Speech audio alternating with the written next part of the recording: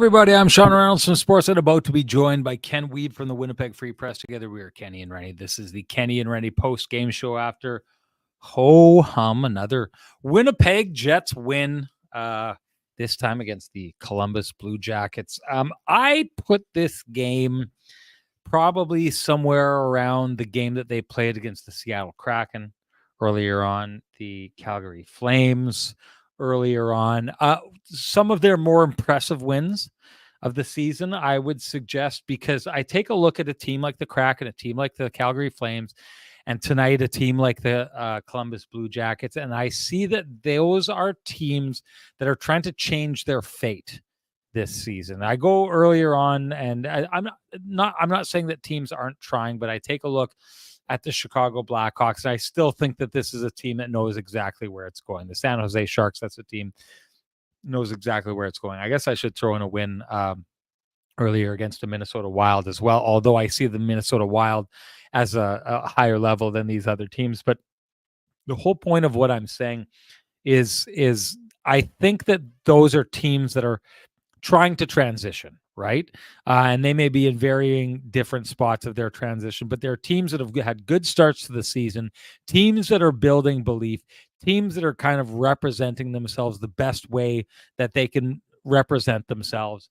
And I think what you have with that is a team like Columbus that comes into this game, and they've shown really well against a lot of teams in the league. They've shown really well against a lot of good teams in the league so far. So because of that, they're a challenge for the Winnipeg Jets coming into the game. Game starts, the Jets score first. We all know, talked about this last game. My theory on the Winnipeg Jets: they score first. They start leveraging the other team as they have to open up to try and get back into the game. It ends up being a little bit of a blowout, which is what we see tonight. Another 6-2 final. I think my analysis is spot on in this. The other games where they get scored on first, they have to turn it into a little bit of a defensive grind. Regardless, either way, either result is telling you the Winnipeg Jets very much know who they are, and they've got an identity that they play to in either of those situations. But I take a look at Columbus. The one thing I will say is a team like Columbus, a team like Seattle, a team like Calgary, they're teams, like I said, that are in transition, trying to go from being the have-nots to the haves, right? They've been doing good jobs of that. Calgary was doing a really good job before they played the Winnipeg Jets. We've seen some really good results so far for the Columbus Blue Jackets. Same thing with the Seattle Kraken.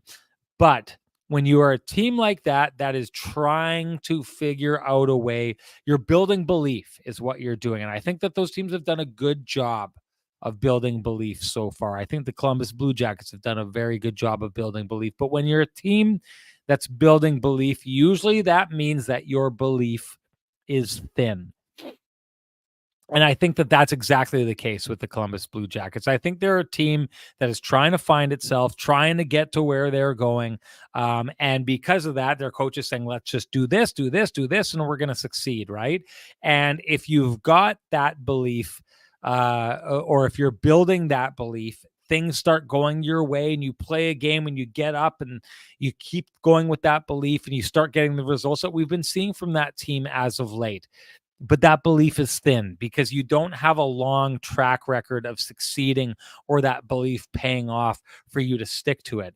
And what the Winnipeg Jets have done, because the Winnipeg Jets, I think, have a deep-rooted belief in the system that they've been playing for a number of years. And you see that in the way that they commit to that system and they play that system and they don't really stray from that system. And what happens is when you're the Winnipeg Jets, who have this deep well of belief within you, and you are the Columbus Blue Jackets that have a very thin belief that you're just starting to build, that thin belief can be broken. The Winnipeg Jets broke the Columbus Blue Jackets on this night. The reason I say that is because by the time we get to the Gabriel Velarde goal, that goal is just a non-competitive goal in the manner that the Columbus Blue Jackets just aren't defending anymore on that play. The Winnipeg Jets stripped the Columbus Blue Jackets of their belief tonight took it away from them, and the Columbus Blue Jackets stopped doing all the things that have made them successful leading up to this game. And I've said this before, the one thing about covering the Winnipeg Jets 3 years into the Rick Bowness system is that I've said this before. There's a great line off the movie. It's not a river runs through it. It's one of those Brad Pitt movies. Anyways, the line is that Brad Pitt in that movie was the rock that people broke themselves against. That's exactly what we're seeing here. The Winnipeg Jets are the rock, the consistency, the same style of play over and over and over again. And other teams just break themselves against it. Give the Jets credit. They came out on this night and they made the Columbus Blue Jackets feel like they just didn't have an opportunity at success on this night. And that's why I like this game so much from the Winnipeg Jets. They played the Toronto Maple Leafs. I said this in that show at the time. I don't believe that was an off night for the Winnipeg Jets. I think the Winnipeg Jets got challenged by a different style of game that anyone has brought towards them so far this year by the Toronto Maple Leafs. They didn't handle that challenge well. But what can you do when you don't handle the challenge well? You can come back and you can, kind of reestablish who you are. And that's what they did against the Detroit Red Wings, who I think really did not show up in that game. But that's what they did against the Columbus Blue Jackets, who I think did show up in this game. But the Winnipeg Jets just broke a team that has had good success against good teams so far. They just haven't played a team that is as solid, as put together, and as committed to what they're doing as the Winnipeg Jets. Make no mistake, some of you may think that by me saying all these things that I'm taking anything away from the Winnipeg Jets. The Winnipeg Jets are bar none the best team in the NHL right now. It's not just their record. It's in the style of how they play. It's in the fact that they show up and steal wide swaths of every game that they're in. It's that they show up and show who they are time and time again. They're the most consistent. The Winnipeg Jets have hit fifth gear, and they've done so basically out of the gate here. Like, the Winnipeg Jets started from the finish line in fifth gear while a whole bunch of teams in the NHL are trying to figure out who they are. And it's the reason why they're where they are right now. And it's the reason why teams like the Columbus Blue Jackets, who are getting results so far this season but have thin belief, find themselves on the wrong side of a beatdown by the Winnipeg Jets on a night like tonight. That's my takeaway from the whole thing. Time to bring in the man with the best music in the business for his takeaway. Here comes Kenny, folks.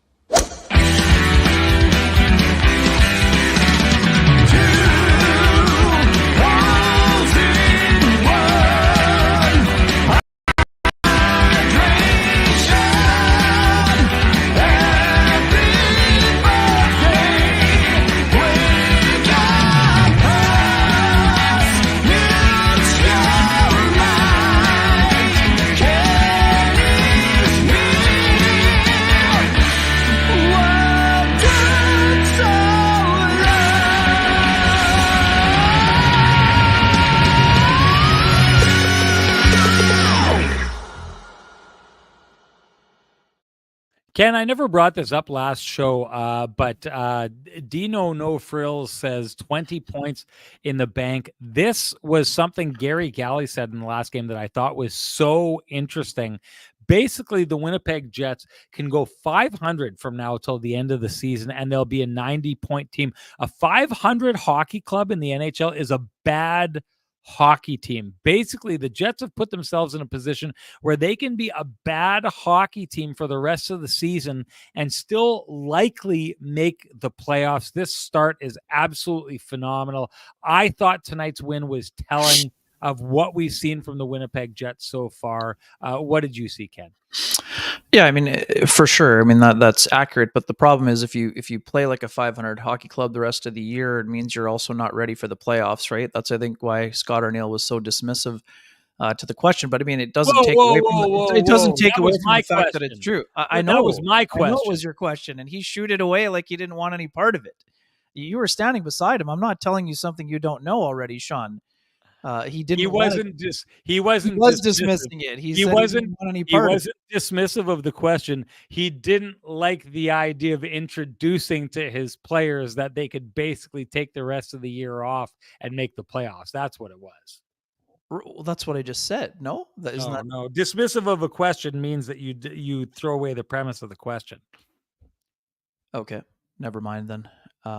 Yeah, I We're, mean, you know what? Should we just start the show over again? Are we that far off the same page with each other? What's going on here? Just do your this analysis. is I what threw it happens to when you you. go to Try and Ottawa, I figure it guess. out. Well, I was waiting for you to throw to the Vittorio Rossi like we always do. So Well, I'm going maybe to. we I've should got a restart. plan. Like I always have a plan, and yet you're always questioning the plan. I I'm not don't understand questioning how the this plan. You happens. just didn't let me That's know what okay. the plan Why don't was. you do the Vittorio read then, if that's what we're gonna do here? You do the No, Vittorio read since you seem to know exactly what's gonna happen here.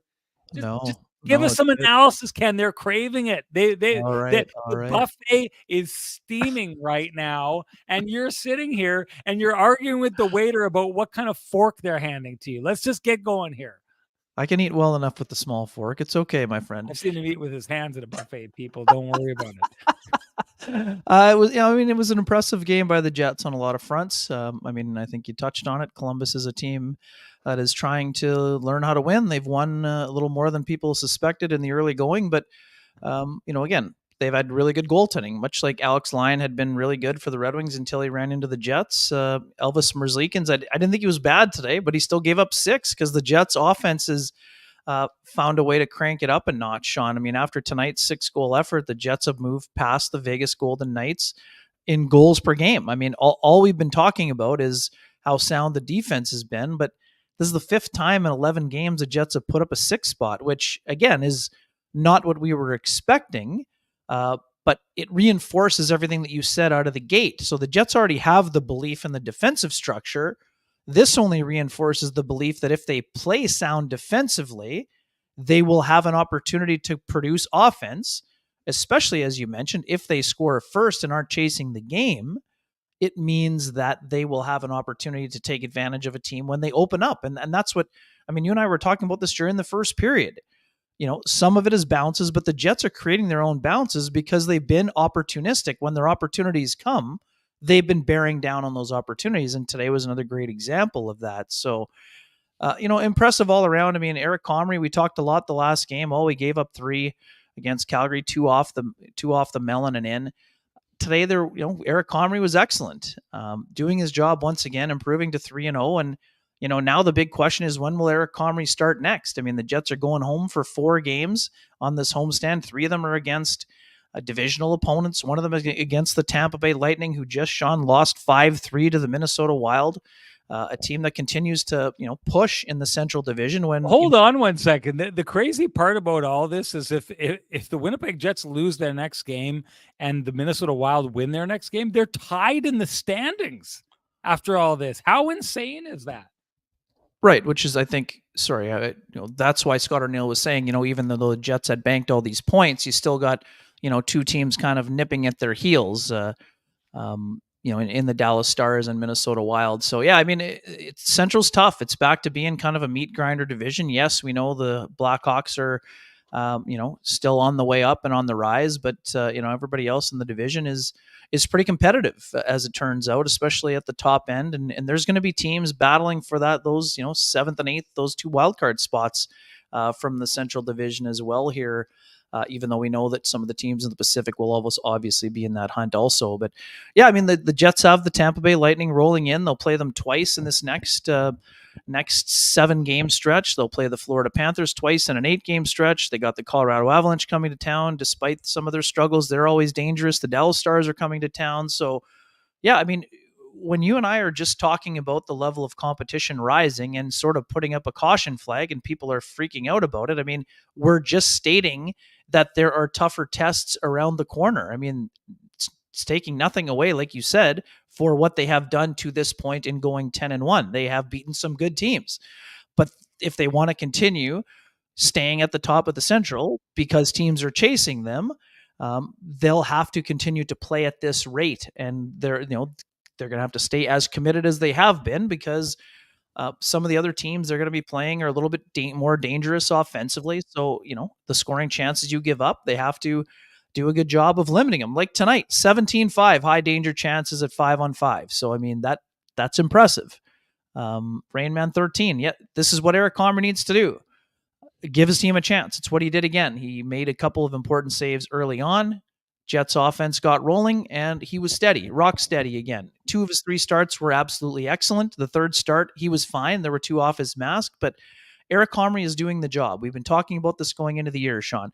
As long as Eric Comrie provides goaltending at a level that it was close to Laurent Brossoit, the Jets will be fine. No one's asking him to be Laurent Brossoit, who was the best backup in the league. If Comrie gets himself into that conversation, that will be a feather in his cap, but he needs to provide solid, sound goaltending. That is exactly what he's done through 3 starts. 4-game homestand coming up, Sean. I don't know. I was talking about this with Hustler earlier on in the afternoon. When's the next start? Maybe against the New York Rangers? I don't know. Maybe against the Tampa Bay Lightning the game after. I mean, I think that Hellebuck can probably get this entire homestand, and then you'll see Comrie start one of the 3 games against the Rangers, the Tampa Bay Lightning, or the Florida Panthers. Oh, look at those glasses, buddy. There you go. Now you're gonna get people fired up in the chat room now. Well, hey, if we really want to get people fired up in the chat room, let's make this, because it's been called for a number of times already, let's make this a Sean's headband version of the Kenny and Renny Show.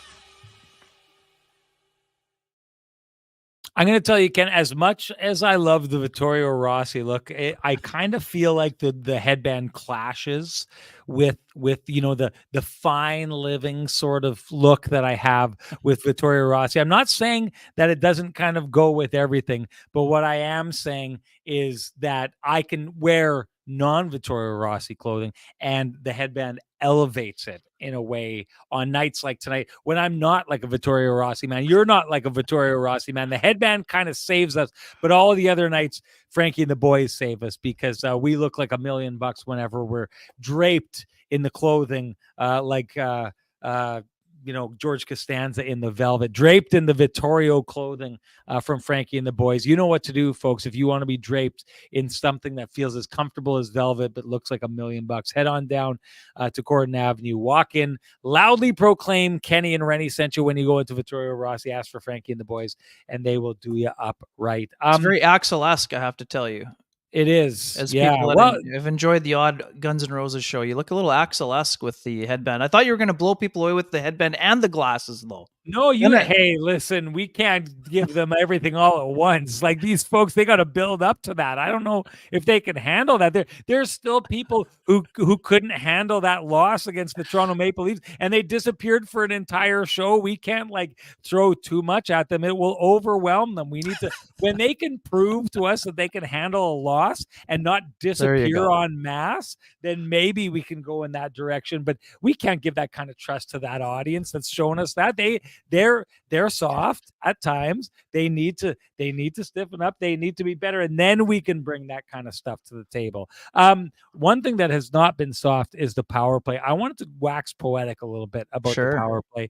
One thing that I've noticed here tonight, and it comes when Josh Morrissey scores on the power play, and now we've seen multiple examples of Kyle Connor scoring on the power play, multiple examples of Ehlers scoring on the power play. Scheifele looks dangerous on the power play. We haven't quite seen a ton of what we saw from Velarde last year, but he's there. And then Josh Morrissey scores. The one thing that we've talked about for so many years, Ken, was with that Winnipeg Jets power play, it was so stationary. And what it started turning into was an attempt to open up. So Velarde worked for a little bit last year. That was a little bit of a cheat code is what we called it. And it sure looked like it at the time. And then when Sean Monahan came in, you started getting some shots from the slot. And Kyle Connor was always dangerous in his spot. But you weren't really expecting very often Mark Scheifele to be a danger to score. And it wasn't very often that Josh Morrissey was a danger to score. What we're seeing now in this movement that Davis Payne has built into this power play is there's so much movement, the kind that we've been asking for so much, but even what we've been asking for, Ken, is a lot of what we saw from Tampa Bay that had the same kind of design as the Jets power play, but they would do a lot of movement in between the three guys who are kind of stacked across the ice. Stamkos on the left side, Kucherov on the right side, Braden Point in the middle. What we're seeing now is this just constant revolution where sometimes Nick Ehlers is on the right side shooting, and sometimes it's Kyle Connor, and everyone's kind of moving into different spots. And what it's done is it's basically made it so that you never know who the shooting threat is on the power play. And tonight's a perfect example of that as Josh Morrissey blasts one past the goaltender. This just to me has gone from being like a stationary power play with a lot of dangerous players, but that was one that basically other teams said, okay, we just need to go in and shut down Kyle Connor on the right hand side. Right. And we just need to make sure we take care of the guy in the slot to a point now where there's no defined space on the ice where the Winnipeg Jets are dangerous, and there's no defined player who's dangerous. And that's to me why the power play just is not slowing down. Well, and that's the thing, right? So the place where Morrissey scored from today, it's one of the only places they hadn't scored from yet, right? So, I mean, that's a great example of finding another space, right? So if people are cheating on the one-timer to Kyle Connor, now Josh Morrissey steps into one and absolutely wires one home, right? So that's a great example of what you were talking about with Tampa. You always saw constant motion. Yes, of course, Stamkos was always dangerous, but he wasn't always in that position. And Braden Point's ability to move around for Kucherov, his ability to move around. You got Hedman, working at the top. Now Morrissey moving around, finding a little space, a quiet zone, if you will, on the power play. So again, we've talked a lot about Kyle Connor's shot. His playmaking ability is also underrated as far as that goes for me. Gabe Vilardi, again, I think that the power play can get even more dangerous once Gabe Vilardi starts finding some of those backdoor plays that we saw a lot last year. But they're doing a really good job of finding pressure points in the power play. And that's what you always want to do, right? The whole point about having a power play, find a 2-on-1 somewhere around the ice. If you can find one, you're going to generate a ton of high danger chances, and that's what the Jets are doing here with the man advantage. They're still in first place after today with some action being in play, but their power play is still operating at a whopping 44.8%. Now, again, is it going to be tough to sustain those levels? Of course, but the fact that the Jets have gone from the bottom third to the number one slot on the charts is an impressive start for Davis Payne and company. And, penalty kill had an exceptional start to the year. They've given up, 3 in the last 2 games. They've gone from 4th overall to 15th, but again, they're still in the top half. So they've gone from the bottom third to the middle third, if you will. And that's an area that they can obviously continue to improve on. And I think that's an area they'll get better on over the course of the year. When you're playing an aggressive style, you're going to go through stretches where you give up some offense. But the power play has been absolutely exceptional, Sean. It's given them a boost when they've needed it in a lot of games. And today was another example where they're finding different places to attack the penalty killing units, and that's an impressive thing because that's another Josh Morrissey as a shooting weapon is another tool in the toolkit for that Jets power play for sure. Kevin Sawyer said something on the broadcast tonight that I was going to say, never got to tell the story. I had it queued up and ready to go. I was going to say on our broadcast, basically David Payne needs to renegotiate his contract because he came in here and has there been a guy in the NHL, has there been a coach, a player, anyone who's done a better job of taking something and fixing it than Davis Payne has with this Winnipeg Jets power play? It has paid off bringing him in for the Winnipeg Jets. And if you're looking to pay off high interest credit cards or debt, we suggest you go talk to our friends at Comrie Credit Union about their payoff loans. They can show you how taking out a loan to pay off your debt actually gets you debt free faster, and you can save thousands of dollars. Go to cambrian.nb.ca to book an appointment online. I also wanted to bring this up here. Shane Watson absolutely nails this. There's a greater awareness or with itness with the Jets. They know where everyone is at all times. This is really, to me, what separates the Jets from a lot of teams in the league right now, is that you can see other teams are looking for where the guy is, and the Winnipeg Jets instinctively know where their people are on the ice at all times. This is an absolutely red hot take, and because I'm in the city of Ottawa in a hotel right now, getting ready to do the Seattle Kraken and the Ottawa Senators tomorrow night, I'm concerned that Shane Watson is sitting in my Arctic Spas hot tub in my backyard right now at this moment, because this is a red hot take, and you know how it goes, Ken. There's no such thing as a cold take in an Arctic Spas hot tub, but there are definitely tons of hot takes in there. Shane Watson absolutely nails this, as does Arctic Spas with their Spa Boy package. For me, it's just set it and forget it. One of the best purchases I've made, and I can't tell you how long. A hot tub, Ken, that does everything just shy of being the hot tub time machine that you've been looking for and talking about in this show for years now. So, hey, if you want to be like Renny or be like Shane Watson, who's sitting in Renny's Arctic Spas hot tub in the background right now, if you want consistently hot takes, you know what to do. Go down, talk to my guy Dustin down there, walk in and tell him Kenny and Renny sent you, and get yourself an Arctic Spas hot tub. I want to move on to Comrie, because a lot of people were talking about Sure. it. I'll let you go first on this one. I've got something to say about this, no doubt, but get going on Comrie. Yeah, I mean, this is, again, some people were wondering in the off season, but this goes down. We talked so much in the in this show already, Sean, today about belief, and when it comes to backup goaltending, Wade Flaherty has a genuine belief in Eric Comrie. He has for a long time. He had belief in him when Eric Comrie signed his 2-year deal with the Buffalo Sabres. And Wade was not deterred by a 2-year patch where things didn't go as smoothly with the Buffalo Sabres for Eric Comrie as they did when he was the Jets backup and had a .920 save percentage and a goals against just over 2.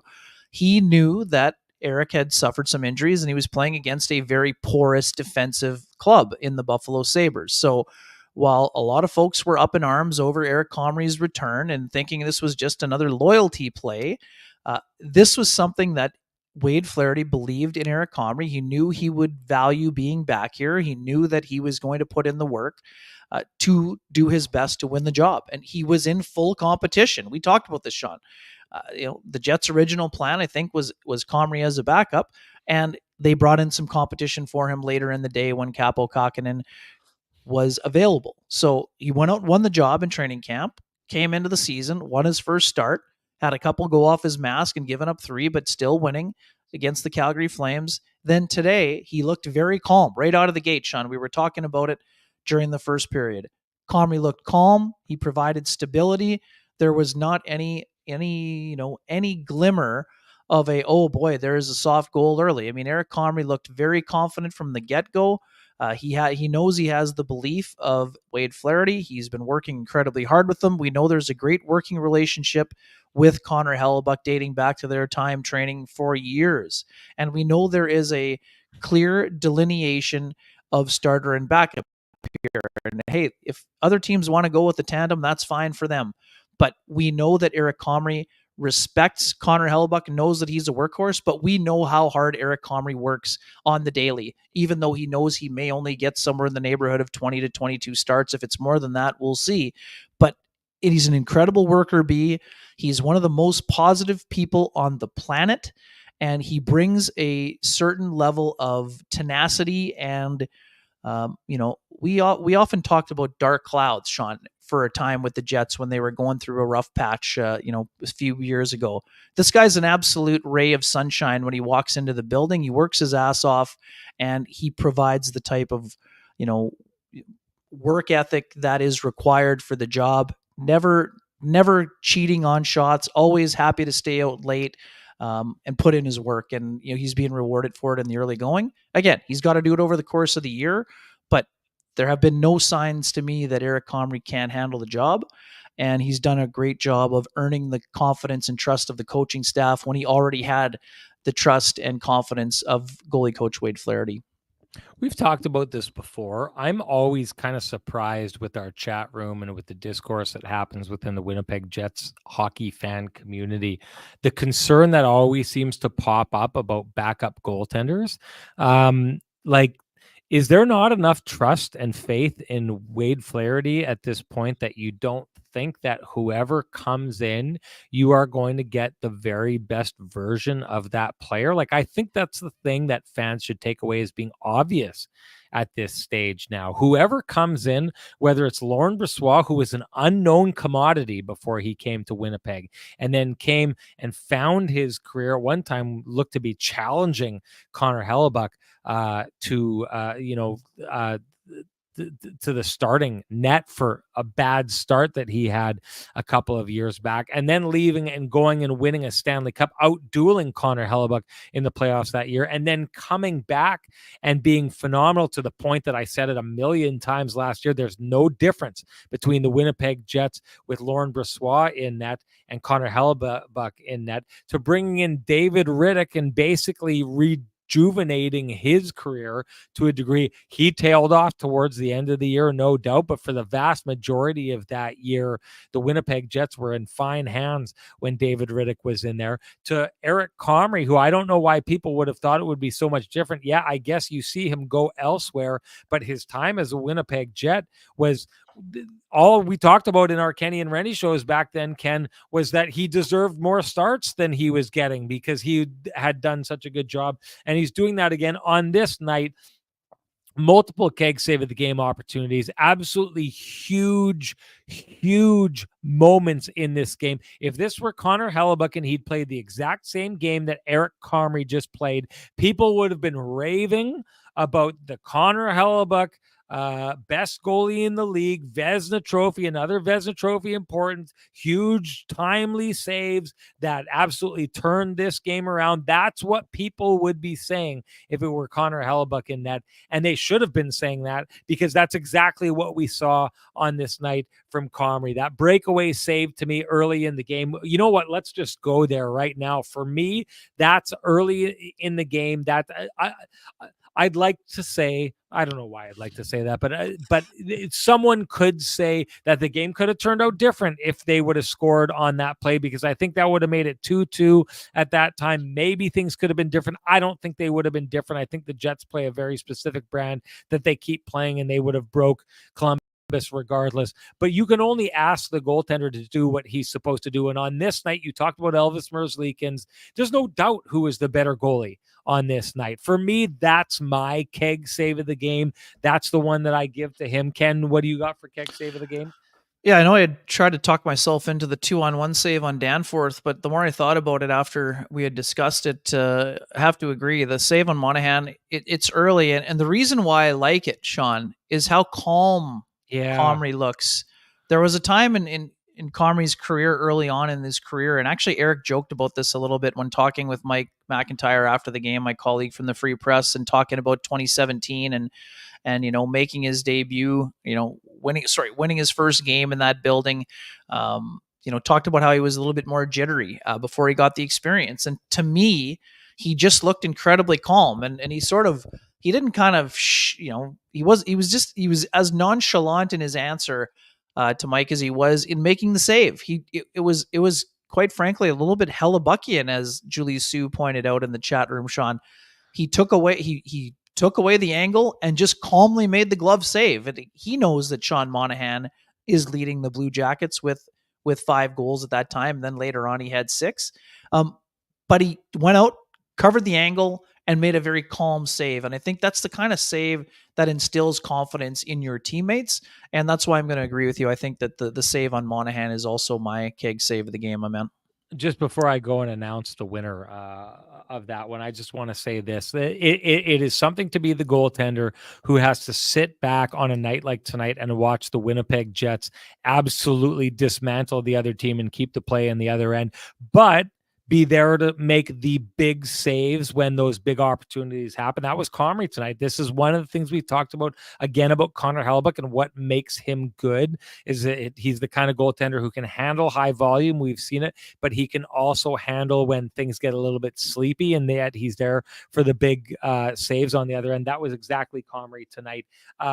That's my keg save of the game. Ken, you've got yours. Doesn't matter. What matters is what the folks say. The folks let their voices be heard last game, and they should, because that automatically enters them to win a $50 gift certificate to any of the 3 fine keg locations in the city of Winnipeg, each location finer than the last. And the winner from our last show is someone we know well from the live shows, Ken. That would be Lauren Finley. Lauren Finley, you know what to do. Direct message me at SN Sean Reynolds. Send me your full name, send me your email, and I will have the fine folks at the keg send you a $50 gift certificate usable at any of the 3 fine keg locations here in the city of Winnipeg, each location finer than the last. And Ken, I'm going to piggyback the Pristine Roofing wake-up call on this as well. All of you people who have been clutching your pearls, wringing your hands, worrying about Eric Comrie as the backup goaltender, and constantly worrying about, like, I don't think you need to worry about this because we know Connor Hellebuyck is going to handle so much of a load that it almost doesn't matter who the backup goaltender was. And yet time and time again, the Winnipeg Jets keep bringing in successful backup goaltenders. So to all you people out there who spent all your time worrying, you're getting the Pristine Roofing wake-up call. And you know what that means.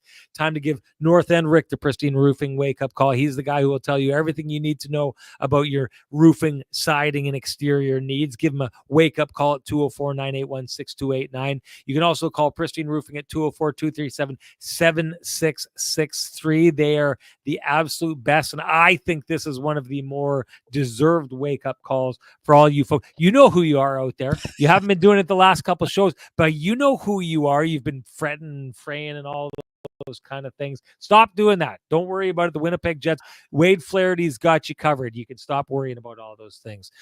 Let's launch into Nikolai Ehlers on this night and what you saw from him, Ken. Yeah, just an awesome, Ehlers-esque performance. It was a game where there was a lot of ice available, and Nikolai Ehlers in open ice is an absolute clinician, Sean. 5 shots on goal, 8 shot attempts, and 3 goals, 1 assist for 4 points, 18 shifts for 17-19. I thought he was absolutely exceptional in the game. Absolutely flying. He joked after the game to Mike McIntyre that he had a really good warm-up, and line mate Vladislav Nemesnikov said to him that, based on how great the warm-up was, you better score tonight or it'll be a bit of a waste. So I thought Ehlers was excellent. His feet were really moving, early clap city special.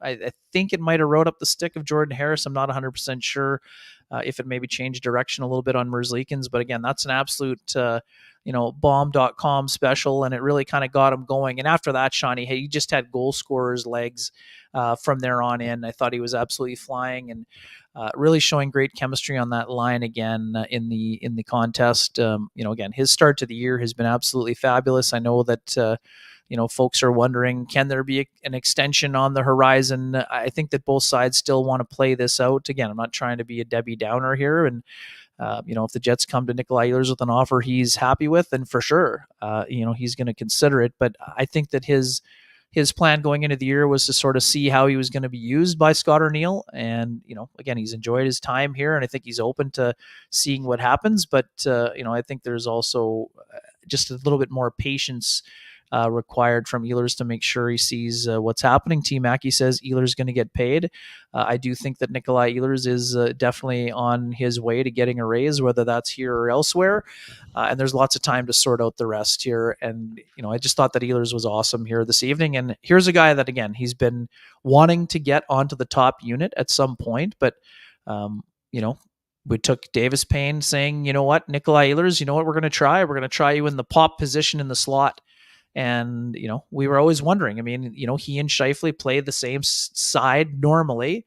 Ehlers has gone to that pop position where actually Scheifele flourished earlier on in his career on when the Jets also had a very dangerous power play.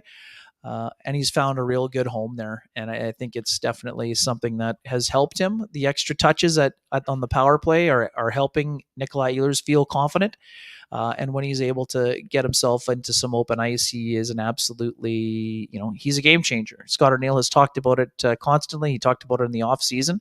He's a game breaker. When he can find the puck in space and use his speed to push people back, he's incredibly dangerous. And, today was the latest example. I'll say this. You touched on Merzlikins earlier on tonight. There was a lot of goals from distance. I mean, 2 of Ehlers' goals are from distance. I don't know if I said it to you earlier on. I was talking with someone, I can't remember who it was. Maybe it was North End Rick, but it sure seems right now like the Winnipeg Jets are capitalizing on almost every good scoring opportunity that they get. Like for me, early in this game, Nikolai Ehlers gets that one shot, boom, it's in the back of the net. He gets that second shot, boom, it's in the back of the net. Then you come down the other way, there's that 2-on-1 that Comrie makes the save. There's the Monahan breakaway where he makes the save. The difference in the game at that point, despite the fact that the Winnipeg Jets are vastly out shooting and outplaying in every, this to me is one of the, and Comrie owns a piece of that. It's one of those games that the Jets could have been dominant and it could have been a 2-2 score, maybe even 3-2 at some point for the Columbus Blue Jackets. But what you're seeing from the Winnipeg Jets is that I think it's confidence is what we're seeing right now, but they are just absolutely burying everything that they have, right? Like, I think if you're Merzlikins, you take a look at that and you're thinking you shouldn't allow that first goal. And yet I think that that's a really good goal, because what's happening is Ehlers is creating a struggle for the D-man with his speed. And so what the D-man is doing is the D-man isn't worried about the shot. He's not trying to get his stick in front of the shot. He's worried that that's a fake and that Nick Ehlers is just going to go all the way around him, because that really is what you're expecting Ehlers to do at that stage. But because he doesn't have to worry about the defender's stick, because the defender is terrified he's about to blow by him, he's able to use the speed as he's slowly moving past the defenseman. And what happens on that goal, I'll tell you right now, Ken, is he hides the puck as he winds up for the shot because it's behind the defender's skates, and he shoots it just as it emerges from behind the defender's skates. And at that point, Merzlikins doesn't get a very good read on where the puck is starting from, which means it's very hard for him to determine where it's going to end. It's just a super subtle yet high IQ, high confidence play from a guy who's feeling it right now. The Winnipeg Jets are absolutely on top of the game when it comes to confidence. I don't think there's any team in the league right now that is feeling it the way the Winnipeg Jets are. It feels like everything's going their way. That's the way it felt tonight for Nick Ehlers, who gets that goal, then he gets the next one, a shot from way out, and then the third one just lands on his stick with an empty net. Things definitely going Nick Ehlers' way on this night. I wanted to ask you, Ken, let's do this early. It's one of those ones where we can wait till later and kind of weigh in on it, but one of the purposes of the coaching staff so far this year, you talked about it with Davis Payne and giving him more opportunities on the power play. Scott Arniel talked about it in the offseason. He's clearly trying to show Nick Ehlers that he has more value and more belief in Nick Ehlers than probably some of the coaching staffs that we've seen in the past. I've thought, based on the opportunities that he's been given in the past, there's a good chance Nick Ehlers is moving elsewhere. Do you think the Winnipeg Jets right now and their coaching staff are earning more of an ability to sign Nick Ehlers next year based on what they're showing him, how they value him, and the opportunities that they're giving to him? Yeah, no doubt about it. I mean, it doesn't mean it's a lock that he signs, no, but I think that if you're Nikolai Ehlers, you see a pathway to a bigger role in this team. You're already seeing it, right? I mean, you're seeing it through the 11 games. You're seeing, you haven't seen a big rise in minutes. That's true. But what we are seeing is the valuation of the player, that they value him enough to have him on the first power play unit. And again, we know that part of the reason Nikolai was on the second unit was because he could be the quarterback of the second unit. But to get, to pop in points, to go from a 60 point to an 80 point player, most guys need that first power play time, and he's getting that this year, and it has translated into obvious results. Is there a place where Nikolai Ehlers can go in another market and be a first line player?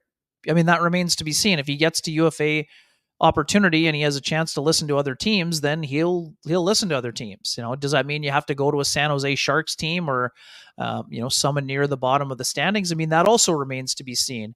There are people around the league that value Nikolai Ehlers. We've seen it in the points per 60 and everything else.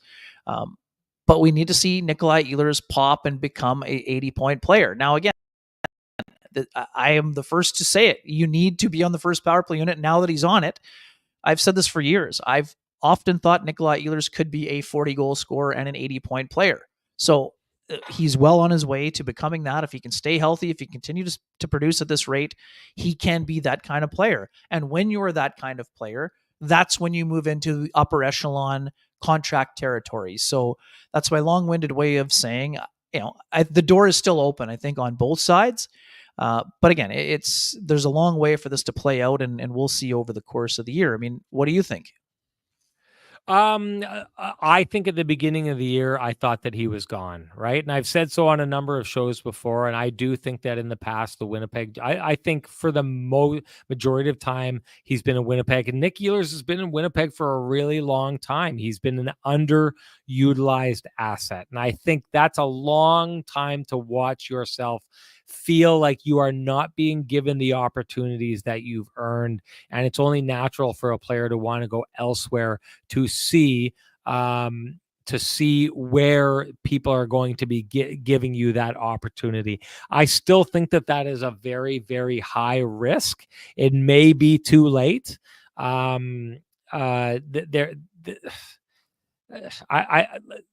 You never know how long Scott Arniel is going to be the coach for. But you also know, and Ken, we had this conversation about the way that we've kind of taken a look.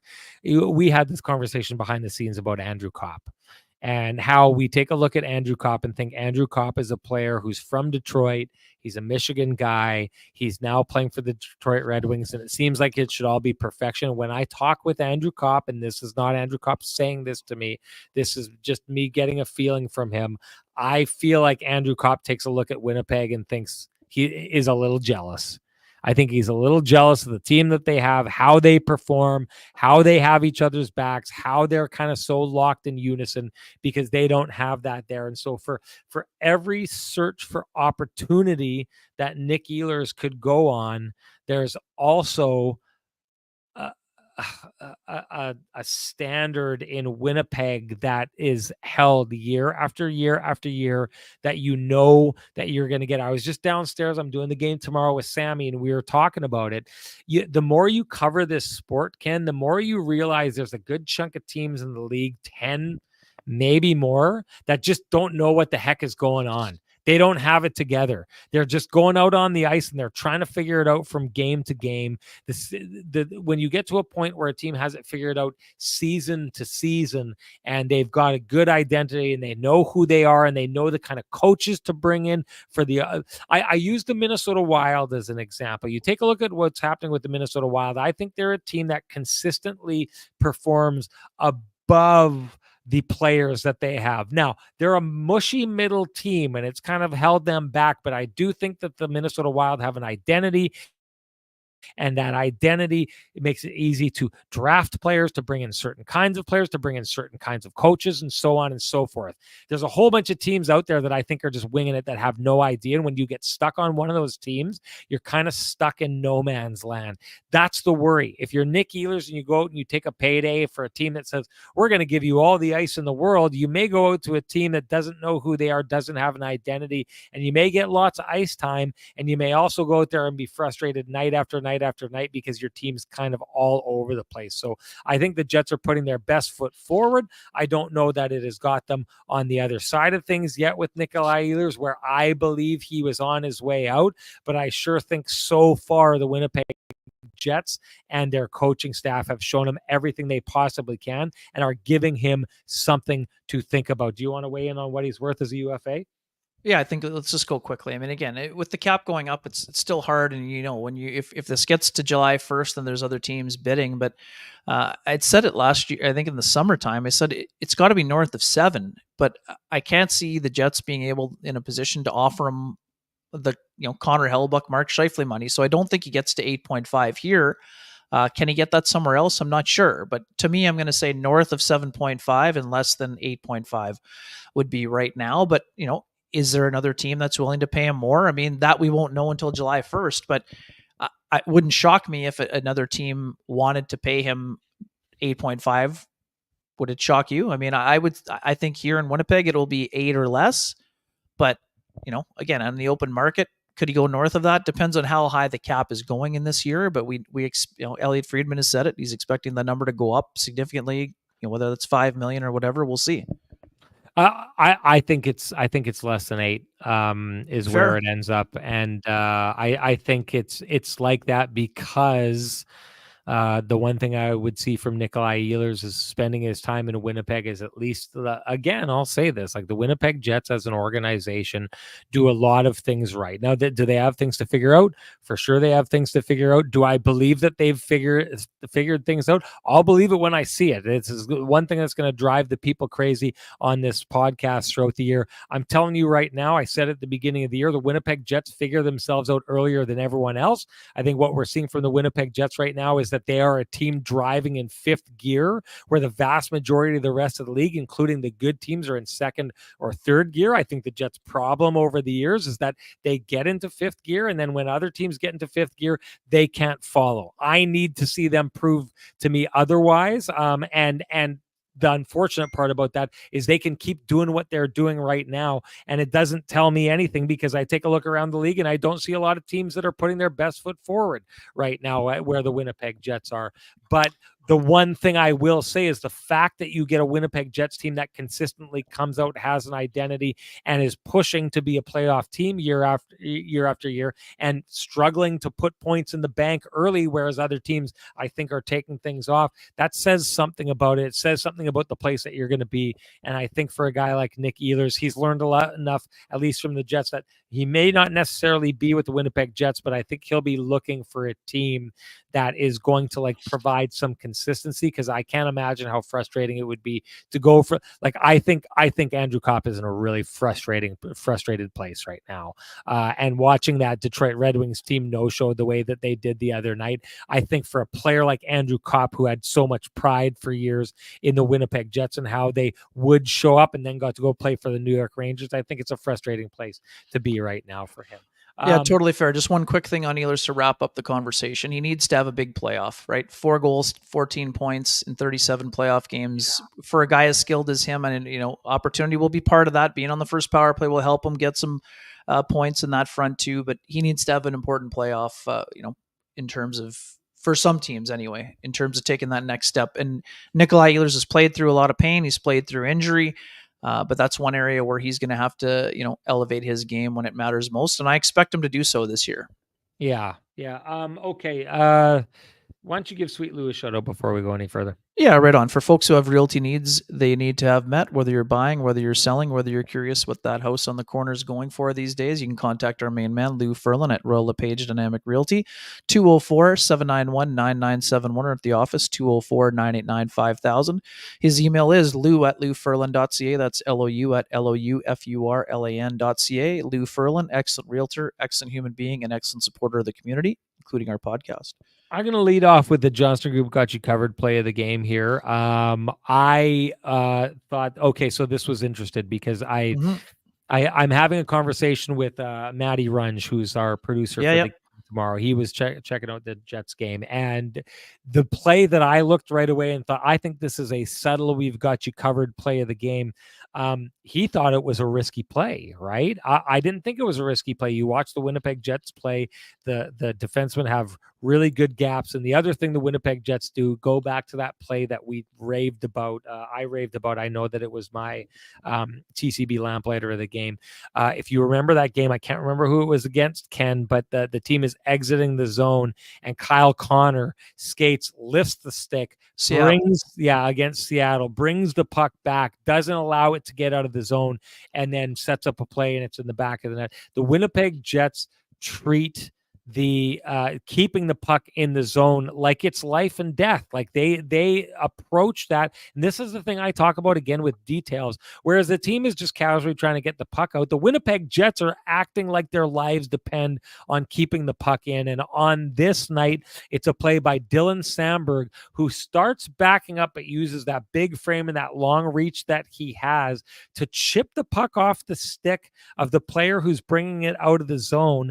And then it ends up in a little bit of a schmozzle, eventually makes its way over to Nikolai Ehlers, and boom, it's in the back of the net for the second goal of the game.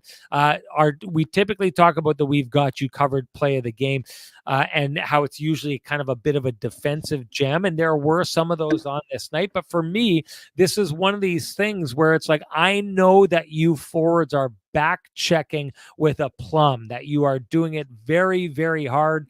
And in this situation, I'm going to reward your work by chipping the puck, doing the job that you are trying to do, and then putting the puck right in the place where the beauty of it, Ken, is there's a number of Jets forwards who are right there back checking, who can't quite get there to keep the puck in the zone. But once Dylan Samberg finds a way to do it, those players are able to all be kind of in an area to now scrum the puck and try and gain possession. And that's another thing the Winnipeg Jets do. They fight to get possession, again, like it's a life or death sport for them. And that's why they get that. That's why they keep the puck in the zone, because they treat it like life or death. That's why they get the puck on their sticks and get the possession, because they treat it like life or death. And then all of a sudden it's over to Nikolai Ehlers, and now it's in the back of the net. And now the Winnipeg Jets are up 2-0. It's a great example of how the Winnipeg Jets defense pressures the opposition and does not give them any easy outs out of their own zone. And for me, it's the Johnston Group got you covered play of the game. There you go. I'm going to have to agree. I had another one in mind, but I'm just going to agree because that's how we're going. Because I sold Great it play. so well. Well, hey, you did sell it very well. Good job. How about I sell the Johnston Group, which really doesn't need to be done, because we all know the reputation they have. We all know that if you run a small business in Canada, you should look to Canada's #1 employee benefits plan, Chambers Plan, to give you a competitive edge. Chambers Plan is the simple, stable, smart choice for over 30,000 businesses countrywide. Visit chamberplan.ca to learn more. Ken, I guess we should move on to the TCB lamplighter of the game. What do you got? Yeah, you know what? I actually, for all the reasons that you mentioned, I actually was going to consider the Ehlers goal because of the play that Samberg made, but because you've chosen it because we've chosen it as the Johnston Group, we've got you covered play of the game. I'm going to go to the Mason Appleton goal. I'm tempted to go to the Velarde goal because of the dirty dangle that Kyle Connor makes on the Columbus Blue Jackets player. But for me, I love everything about that goal. Niederreiter kind of loses the handle a little bit, or he gets the puck going, he gets the play started, goes to Lowry, really good interchange with Pionk, and just an absolute beauty of a play to find Mason Appleton in the slot for the one-timer. That goal is absolute precision for me. Yeah. Again, the Velarde goal is important because it's his, fourth in the last couple of games and everything else, and the top line continues to chip away at that deficit of 5-on-5 goals. But to me, it's the Appleton goal for all of the plays that get made leading up to the goal, and then Appleton, absolute beauty of a one-timer. That's what I'm going with. Okay, Appleton's shot, great shot. Pionk finding him. If you go back and watch this play, it's Mason Appleton getting lost in coverage, and he's open for a split second. And in order to get the puck to him, you had to see him sneaking in behind the guy. So Pionk recognizing and finding him is just another reason why Pionk is on fire and one of the highest scoring defensemen in the game right now. This, too, for me, is the TCB lamplighter, because if you take a look how many times this year, Ken, watch this. I'm asking, this is a homework assignment for all you Kenny and Renny folks out there. Watch how many goals the Winnipeg Jets score this year where they find a guy who shoots and puts it in the net, and go watch the instant replay and look at the defenders and how often they are surprised. They turn and look with surprise at the player with the puck, because the Winnipeg Jets are finding ways into holes that the defenders aren't seeing. The Winnipeg Jets right now are the best team in the league at getting lost in coverage and popping up in dangerous scoring positions. They are confusing their opposition, who are not able to find them, who are losing them time and time again. Hey, Kyle Connor had a great opportunity where Mark Scheifele passed it from all the way across the ice, and they had a good ISO, an isolated shot of Kyle Connor where he's skating. And what he does is he just takes two really sharp cuts to slow himself down. What he does is he's maintaining his momentum, and yet he's slowing down to get into the passing lane. Like, they're so good at this right now. It's just unbelievable. And again, one of the reasons why the Winnipeg Jets are the number one team in the league right now. That's my lamplighter tonight. Ken's sharing it with Ken. Doesn't matter what we think. Share with us your lamplighter. You're automatically entered to win a frosty, delicious 8-pack of lamplighter amber ale, brought to you by our friends at TransCanada Brewing Company. If you can't wait for Kenny and Renny to gift you your 8-pack, head on down to TransCanada Brewing Company. Join them in their tap room at 11290 Kenniston. Grab an 8-pack of lamplighter. Grab an 8-pack of blueberry. Grab an 8-pack of all the different things you can have there. Don't cheat yourself. Grab a pizza. Grab some of their great food. Just enjoy the atmosphere, because it is a fun place to be. And that means it's time for me to announce our lamplighter winner. That would be Brendan Wilson 7773. Brendan Wilson, you know what to do. Direct message me at SN Sean Reynolds. Send me your full name, send me an email, and I will send you a voucher for a frosty, delicious 8-pack of lamplighter amber ale, brought to you by our friends at TCB. It is the nectar of the gods. Kenny, anything to say before we go?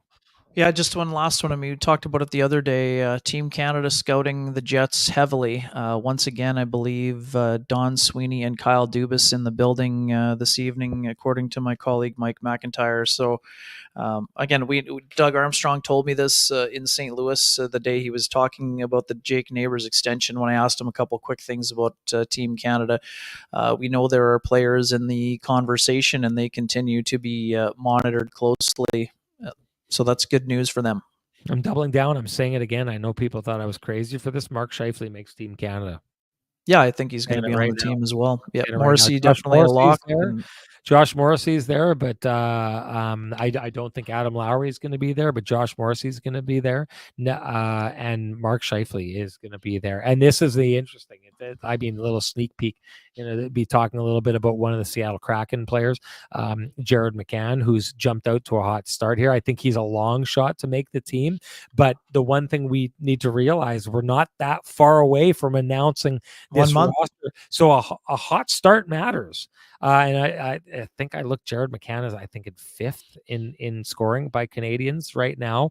But I'll say this, and I know a lot of people tried to bring up, Scheifele's defensive past and some of the things that are happening. And we all know about their numbers at 5-on-5, and that, a lot of people believe that line is a line that gets, is actually a poor line. I think I saw someone put out a number that suggested they're the worst line in hockey. Good luck with your analytics and convincing people of that, the way that they're producing right now. But the start that Mark Scheifele has got onto, and the fact that if I am building that team, I think that I can take Mark Scheifele and not play him at center, but put him on a wing with someone and watch the way that he's able to move the puck in small areas. Take a look at that pass that he finds Kyle Connor on, that his ability to pass, his ability to score, his ability to possess the puck in the offensive zone. I don't really worry that much about his defensive acumen if I see him with a number of the different players that he can play with on this Team Canada. I am very confident. Hey, feel free. You can come and you can have tee off on Renny Day. If I'm wrong on this, I'm telling you right now, Mark Scheifele makes Team Canada, and so does Josh Morrissey. Mark Stone, also Winnipegger. I like him for Team Canada also, Sean. Leading the league in scoring, no doubt. Love the way he plays. And it's one of the best defensive players in the league right now. So yeah, no doubt. Oh boy, we've really ruffled Maul Parise's feathers the way that having a tough day here about Comrie. That's okay, Maul. You'll get over it. Have a good sleep. Wake up in the morning. Have some orange juice. You'll be feeling better. The rest of you, really appreciate you being along for the ride. And I'll end this by saying what I always say: if you appreciate the conversations happening in this space, please appreciate our sponsors who fight to keep the conversation going in this space. For us, that's Vittorio Rossi, Cambrian Credit Union, Sweet Lou Ferlin, Pristine Roofing in their wake-up call, Arctic Spas, Johnson Group, The Keg, and TransCanada Brewing Company. Thank you to all of them. Thank you to all of you. Ken, I've got a hockey night in Canada tomorrow, but I will be back tomorrow, buddy, because I'm committed. I will be back for Kenny and Renny on Sunday. I'll be at the game working every single day this week because no one works harder than a guy who sits around and watches hockey for a living. I'll tell you that much, Ken. All the folks know it at home. Either way, we will be chatting again after the game on Sunday. Can't wait to talk to you then, folks. Bye-bye.